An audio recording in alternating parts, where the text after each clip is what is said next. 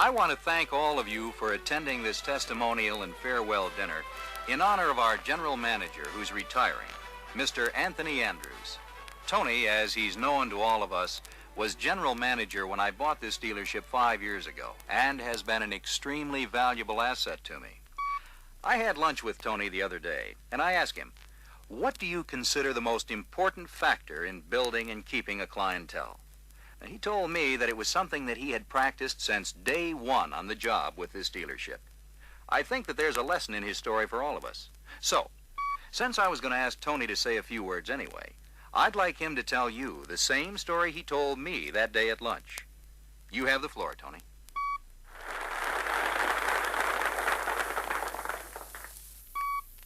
Well, thank you. I'm very honored that so many of you have turned out to say goodbye to me. It gives me the opportunity to thank each and every one of you for the help you've given me in making my job a lot easier. I think that the single most important element through the years is the mutual belief by the whole crew that the only way to build and keep customers is to make sure they receive the proper care.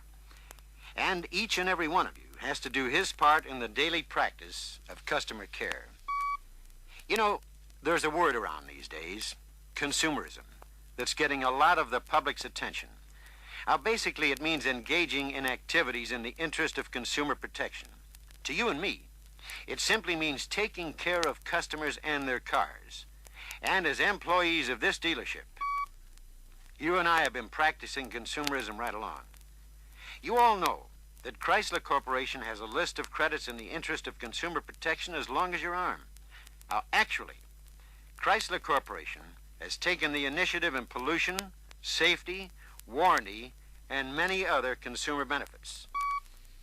On a personal basis, taking care of customers started with me when I went to work at the dealership back in 1935. The country was just coming out of the Depression, and jobs weren't too plentiful. I hired in as an all-around helper in the service department. Part of my job was getting new cars ready for delivery. The service manager always asked the sales department to notify us in advance when customers were coming in to take delivery. Now, back in those days, new car prep wasn't the operation it is today. But we'd wash the car, put the license plates on, and have it ready for pickup so the customer wouldn't have to wait while these things were being done. I used to do a lot of car jockeying back in those days also. When I moved a car that had just been serviced, I always checked to make sure that the outside door handles, the steering wheel, or any other part of the car didn't have any grease spots that the owner would get on his hands when he got into the car. Another thing that I always checked for was floor mats that had dirt on them from the technician's shoes. I didn't find it too often because the boss at that time was a stickler for cleanliness. He kept his cleaning crew busy making sure the whole service area was spick and span. Now, this not only kept the grease off the mats, but there was another reason. Customers are impressed with attractive, clean-looking places of business. It's human nature to want to do business in pleasant surroundings. On the other hand, people tend to take a negative attitude if the surroundings are unattractive and messy. I figured if I did my part to keep the dealership clean, the customers would keep coming back. And my job would be that much more secure. Well, after a while, I was allowed to work on the lube rack. What I learned there could be helpful to you, too. Whenever you get under a car, always make a quick inspection tour for other areas that need service or that are potentially hazardous. Always note these conditions on the repair order before you return it to the shop foreman so he can notify the owner. You'd be surprised at the number of owners that thanked us for this little service. And they were pretty definite about the fact that they wouldn't hesitate to return for any service that they might need in the future. Which proves what I've always said. A satisfied customer is a steady customer.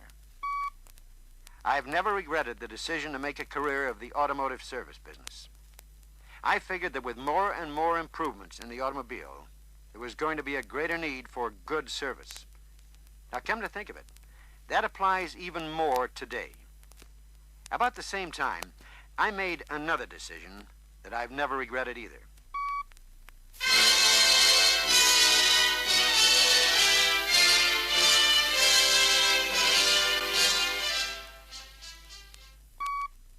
Of course, being married married meant other things. And the bills that go along with them. But car sales were really climbing, and there was a need for more help to service them. So I got a lucky break and was promoted to full-fledged mechanic. Well, we weren't called technicians in those days. The service bay I was assigned to was right next to Hank, the top mechanic in the dealership. Hank was a real pro, and acted like it. I'm not saying he was a prima donna. It's just that he practiced certain things that made him a pro. Professionalism is never out of date, and it applies the same today as it did in 1939. Part of it was attitude. Hank took a lot of pride in his work, and he instilled that same sense of pride in me. It wasn't long before he had convinced me that as a technician, I was performing a very vital service to car owners because they relied on me for dependability and safety in their automobiles. There was one term back in those days that Hank couldn't stand to hear. That term was grease monkey. And Hank did everything in his power to get people to stop thinking of mechanics in that term. And Hank started with cleanliness. This was the way he put it. If we don't want people calling us grease monkeys, we shouldn't look the part. People only call them as they see them. Aside from that, there's a good chance that they'll associate sloppy looks with sloppy work, and that would have really bugged him. So, Hank made sure that both his personal appearance and work area were as neat as possible. And with a laundry service, wiping cloths, and washroom facilities you guys have today, there's no reason to lose a customer by being sloppy. And the easiest way is to let some of your carelessness rub off on him, or worse yet, her. The next most important thing to Hank was his attitude toward customers. Back in those days, customer contact with a technician was pretty common. Aside from being extremely courteous to them, Hank made sure that he always put in a good word about the product. Hank figured that if he grumbled about how many jobs just like this one he had had in 1 month, or how troublesome the car was to work on, he might plant a few doubts that could cost the dealership a customer. The customer might think that the problem was caused by poor design and feel that he didn't get as much for his money as he would have from some other make. On the other hand, he might also think that if the car is so hard to work on, he may be paying more for service than he would with some other make. On top of that, he may complain about these things to his neighbors. So Hank always kept a positive attitude about the product, mainly because Hank was already thinking about a repeat sale, and therefore a repeat service customer, plus potential new business from the customer's friends, if they had heard good things instead of bad. A few years later, Hank decided to hang up his wrenches and retire. We were all sorry to see him go, and instead of the usual retirement dinner, we gave him a rousing send-off party by taking him out on the town to see his favorite, Benny Goodman.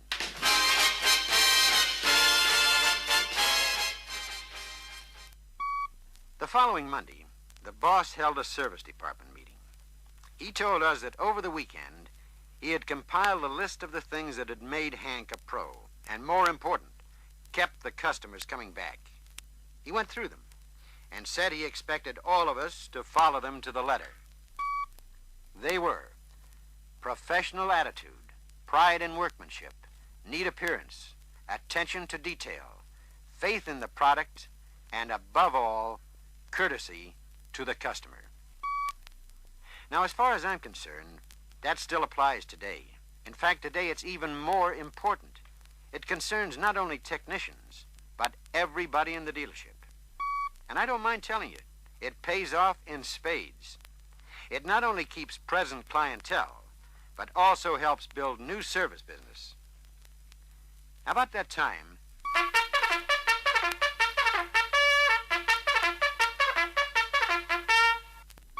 the world situation got a little sticky. Those of you that can remember World War II know what I'm talking about. It wasn't long before they closed down production of automobiles except for wartime use. You talk about a time when service was important? Everyone, all of a sudden, wanted their cars to be in top-notch shape to last the duration. Of course, we could handle only so much. But at that time, people were especially fickle. So we had to do our darndest to keep them happy. And every customer that wasn't completely satisfied didn't come back for future service work. And today, you guys are fighting your own running war with all the new specialty shops that are springing up all over the place. So, it's easy to lose a customer who is primarily interested in prompt, courteous service, but doesn't get it. Speaking of service, it wasn't very long before I received my greetings from Uncle Sam. And for the time being, my career was interrupted. Well, after the big war was over, I came back and picked up where I'd left off. In my absence, I'd lost some of my steady customers to the boys who'd stayed behind. But it was only a matter of time until the auto plants were back in operation, and I had plenty of opportunity to start building a new following. Everybody was just itching to get their hands on a new car. But I found that I had a little more competition in my trade. A lot of the boys returning from the war had gone in right out of high school and had never worked, and they were looking for jobs in droves. I had a little bit of an edge on them because of my experience. But there was another ace in the hole I was really counting on. I had every intention of continuing to practice the professional attitude and customer care just as in the past.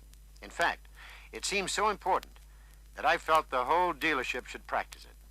So I started my own little crusade. Every time one of the boys came over to me for a little help on some job, I gave them whatever assistance I could, plus a little pep talk on professional attitude and customer care. And after a while, it became contagious, and it reflected in the dealership sales. As for technical assistance, we got a helping hand when the Master Technician Service Conference was introduced in 1947. As you well know, it's still in existence after 24 years. It's an effective way for new technicians to increase their knowledge of the automobile. For you old pros, it's an excellent means to keep informed of the operation and maintenance of new components. Actually, the Master Tech program is valuable to the service write-up crew, the parts department, yes, even the sales department.